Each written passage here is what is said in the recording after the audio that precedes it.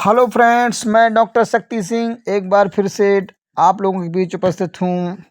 Doctor Shakti Singh classes के through मैं आपको UP TET, C TET, Bihar TET और देश की तमाम जो पात्रताएं परीक्षा होती हैं अध्यापक से संबंधित, उनके विषय में आपको जानकारी दे रहा हूँ।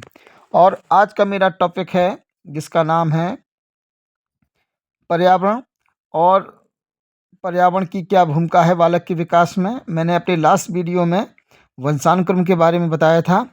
अब मैं आपको बताऊंगा कि भाई वातावरण क्या होता है, इसकी क्या भूमिका है और वंशानुक्रम के साथ इसका क्या योग है, किस तरीके से ये काम करता है और किस प्रकार से इसकी भूमिका का इफेक्ट पड़ता है।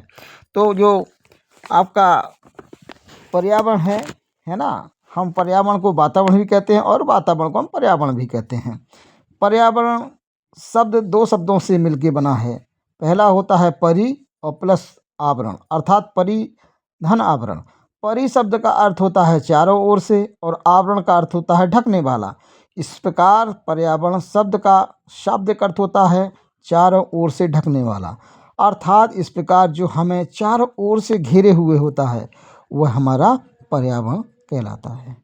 अर्थात हमारे जो माता पिता और हमारे पूर्वजों से जो हमें शारीरिक और मानसिक विशेषताएं प्राप्त होती हैं, उनके अतिरिक्त सब कुछ पर्यावरण कहलाता है। यानी कि केवल जो आनुवंशिक चीज़ें होती हैं वो पर्यावरण नहीं कहलाती हैं। पर्यावरण का मतलब जो हमें चारों ओर से घेरे हुए हैं। पर्यावरण दो प्रकार का होता है। पहला होता है आंतरिक पर्यावरण और दूसरा होता है बाह्य वातावरण। तो जो आंतरिक वातावरण से तात्पर्य व्यक्ति के शरीर में विद्यमान परिस्थितियों से होता है, कौन कौन सी सिचुएशन से व्यक्ति गुजर रहा है। जबकि बाह्य वातावरण के से तात्पर्य व्यक्ति के घर, परिवार, समाज में उपस्थित परिस्थितियों से होता है। बाह्य वातावरण को फिर से हम कई भागों में बांट सकते हैं। उनमें से जैसे भौतिक वातावरण, सामाजिक वातावरण, आर्थिक वातावरण, सांस्कृतिक वातावरण इत्यादि अन्य वातावरण भी हम कह सकते हैं। बालक के विकास में वंशानुक्रम और वातावरण दोनों का संयुक्त अंतःक्रिया का सापेक्षित प्रभाव पड़ता है। यानी कि वंशानुक्रम का भी इफेक्ट पड़ता है और वातावरण का, दोनों का संयुक्त इफेक्ट पड़ता है। अब हम देखें तो मानव के विकास में जो वंशानुक्रम होता है वो आधारभूत कारक होता है, क्योंकि यह हमें अपने माता पिता और पूर्वजों से प्राप्त होता है। जबकि हम वातावरण जो होता है वो साधन रूपी कारक होता है, अर्थात वातावरण में हमें साधन प्राप्त होते हैं। यानी अपने विकास के लिए हमें साधन वातावरण से ही प्राप्त होते हैं और जो शक्तियाँ होती हैं वो वंशानुक्रम से प्राप्त होती हैं।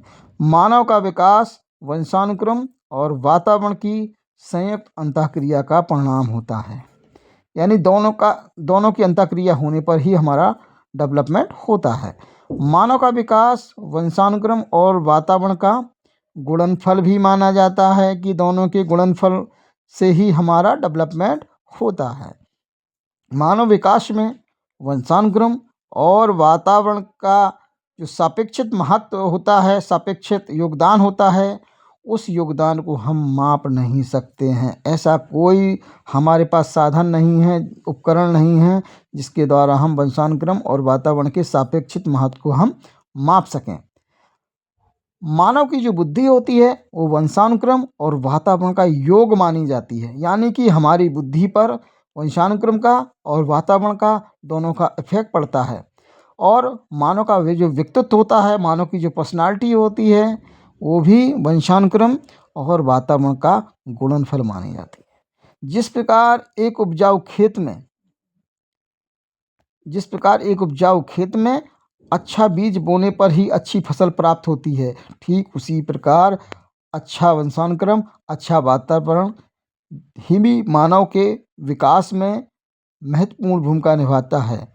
एक अच्छी फसल के लिए अच्छा वंशानुक्रम और अच्छा वातावरण आवश्यक होता है, ठीक उसी प्रकार से मानव के विकास में भी वंशानुक्रम और वातावरण का संयुक्त महत्व होता है। अगर हम खराब खेत में कितना भी अच्छा बीज बो दें तो कभी उत्पादन नहीं हो सकता।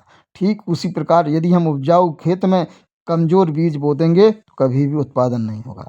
इस प्रकार जिस प्रकार एक फसल के लिए वंशानुक्रम और वातावरण का महत्व होता है, ठीक उसी प्रकार मानव के विकास में वंशानुक्रम और वातावरण का संयुक्त प्रभाव पड़ता है। यानी कि हमारी बुद्धि, चाहे हमारी पर्सनालिटी, बुद्धि वंशानुक्रम और वातावरण का योग होती है, और हमारी जो व्यक्तित्व होता है वो वंशानुक्रम और वातावरण का गुणनफल होता है। जो हमारा विकास होता है वो वंशानुक्रम और वातावरण का गुणनफल होता है।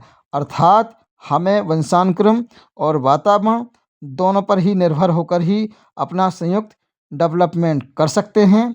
यदि हमें अपना डेवलपमेंट करना है तो एक बालक के विकास के लिए, मानव के विकास के लिए अच्छे वंशानुक्रम और अच्छे वातावरण की आवश्यकता होती है। और वंशानुक्रम और वातावरण की जो अंतःक्रिया हो वो भी बहुत ही शानदार तरीके से होनी चाहिए, क्योंकि मानव का जो विकास है वो वंशानुक्रम और वातावरण की अंतःक्रिया का परिणाम माना जाता है।